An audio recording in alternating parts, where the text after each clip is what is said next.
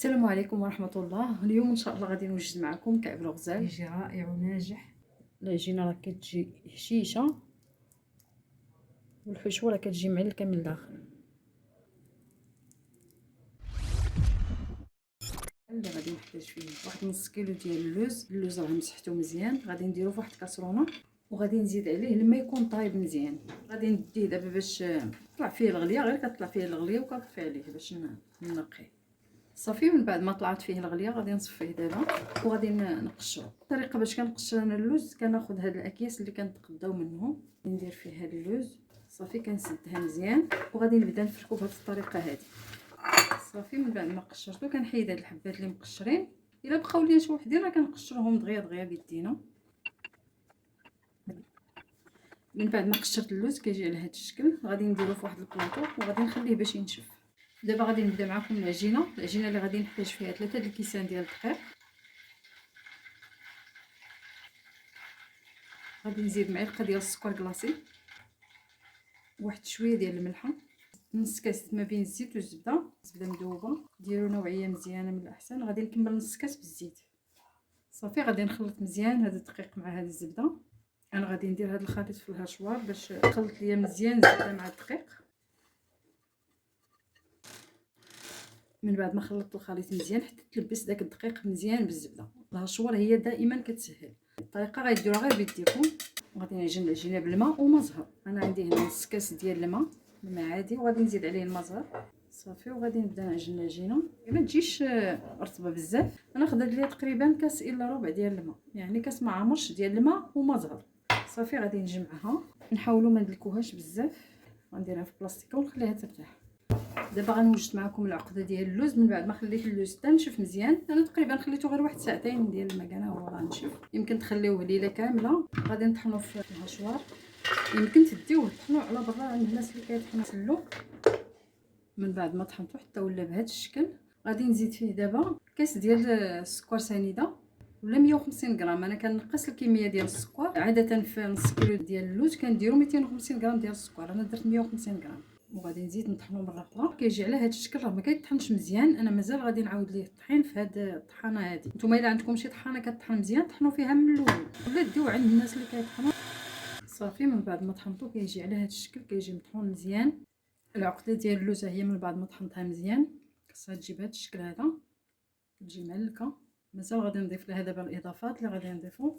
انا غادي نخليه بمذاق بلدي، يعني ما غاديش ندير حتى شي مذاق اخر من غير القرفه ومسكه الحره وما زهر. عندي معلقه كبيره ديال الزبده من الاحسن تكون زبده جيده باش تعطيكم مذاق زوين. هنا عندي واحد 3 د الحبيبات ديال المسكه الحره دقيتهم مع السكر. حاولوا ما تكثروش المسكه الحره. معلقه صغيره ديال القرفه، وغندير واحد شويه ديال الملحه ضروري. غادي ندير واحد المعلقه كبيره ديال الكليكوز، الا ما كاينش غادي تعوضوه بالكونفيتور ولا بالعسل، هو كيعطي واحد التعليكه. وحتى بالنسبه للكونفيتور والعسل يعني نفس الشيء. عندي هنا واحد نص كاس ديال المزهر، غادي نشوف شحال ديال المزهر غيدخل لي هاد العقده ديال اللوز. غادي نخلط هاد المكونات مزيان. دابا غادي نبدا نضيف المزهر شويه بشويه، نحاولوا ما ندلكوهاش مزيان باش ما يطلق ليناش اللوز الزيت ديالو.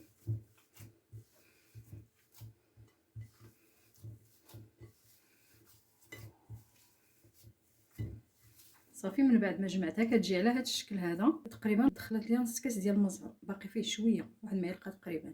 دابا غادي نشكل هاد العقده ديال اللوز. غادي ندير تقريبا هاد الحجم هذا 17 غرام 18 غرام هكا كيجيو زوينين. انا غادي ندير عيني ميزاني. من بعد ما شكلت هاد العقده ديال اللوز كيجيو على هاد الشكل هذا، انا غادي نغطيهم دابا بالسلوفان باش ما ينشفوا لينا صافي. وغادي نجيب دابا العجينه باش ندلكها. العجينه هي غادي نقسمها دابا لقطع صغيره،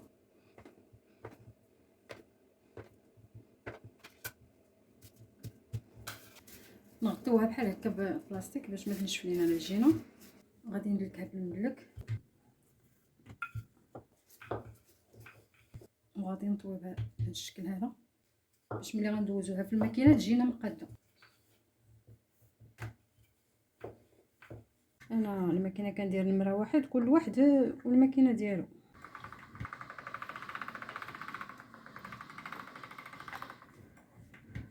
كندير شويه ديال الطحين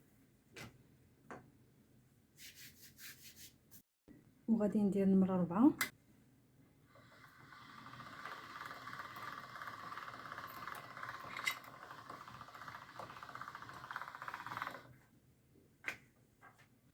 وغادي نقسم هاد العجينه. دابا غادي ندوزها في النمره ما قبل الاخيره، يعني هذيك الاخرى كتجي رقيقه بزاف. صافي هذه باش كنخدموا كعب الغزال خصها تجي رقيقه. كاينه هذه اللي رقيقه بزاف ولكن هي راه كتقطع العجينه، يعني كتجي رقيقه بزاف. كنديروا ما قبل الاخيره، كندوزها في النمره 5. انا فاش كندوزها هي الاخرى عندي. كاينه النمره 6 هي الاخيره، النمره 5 هي الاخرى في هذه العجينه.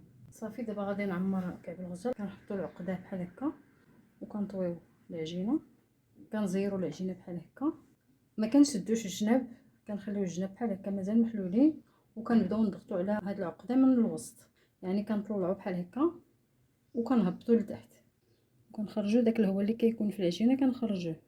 انا كندير معكم غير بشويه باش تفهموا الطريقه.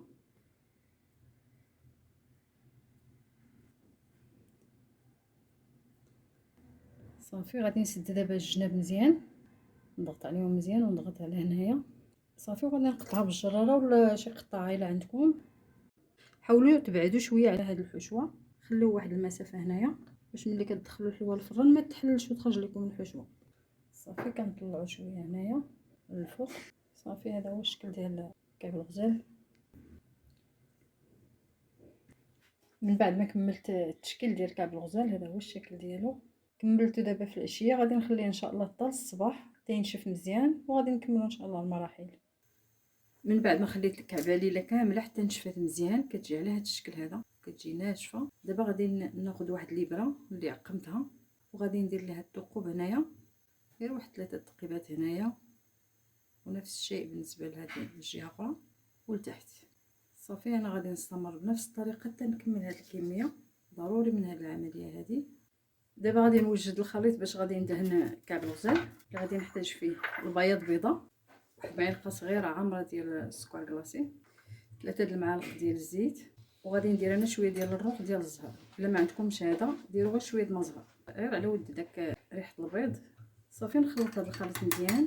الخليط هو من بعد ما خلطته كيجي على هذا الشكل. نحاولوا ندهنوا غير هذا الجناب بجوج، غير هنا وهنا، بلا ما ندهنوا لتحت.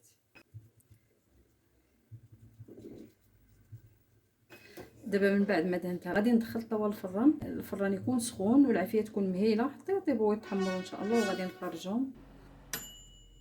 هذا هو الشكل النهائي ديال كعب الغزال اللي وجدت معكم اليوم. كيجي رائع وناجح. العجينه راه كتجي هشيشه والحشوه راه كتجي معلكه من الداخل.